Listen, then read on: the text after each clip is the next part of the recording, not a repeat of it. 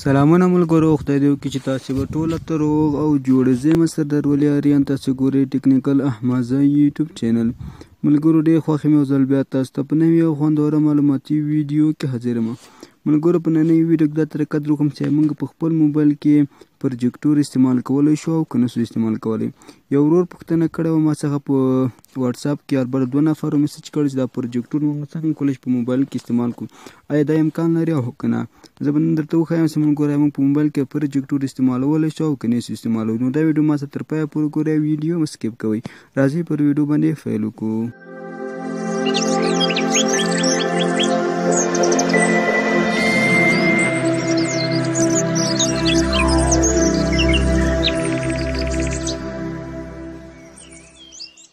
که چیرې موږ پلی سټور ته راسو، پلی سټور کې سرچ وکړو د پروجیکټور په اړه، نو موږ ته به زیات اپلیکیشنونه ملګرو راواوړي.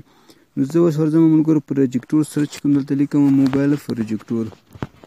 موبایل پروجیکټور. نو چې داسې کله سرچ کوم ملګرو، دلته ماته په سلهاوو اپلیکیشنونه راوړي. هر یو وایي چې دا تاته د پروجیکټور په حیث کار کوي. ګورئ ملګرو هر یو څه راواړي، تاسو ته وایي چې دا د پروجیکټور په حیث کار کوي. که چیرې ملګرو تاسې د دوی کومنټونه وګورئ، نو دلته هم تاسو ته معلومات کېږي. تر څو ګورئ ملګرو نو دې کې زیاتره اپلیکیشنونه ما را ډاونلوډ کړي، خو زه تجربه درته ښایم. اوس که چېرته راسو ملګرو یوټیوب ته، یوټیوب کې سرچ وکړو چې د پروجیکټور په اړه، نو خو هلته به هم ملګرو موږ ته په سلهاوو ویډیوګانې د پروجیکټور په اړه راواوړي. زه اوس دلته یوټیوب ته ورځم ملګرو، بښنه غواړم. دلته به یوټیوب کې هم سرچ وکړو.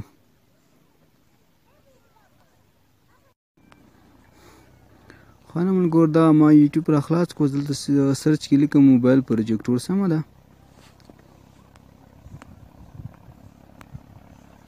دلته ما تیار لیکل، نو په دغه باندې سرچ کوم.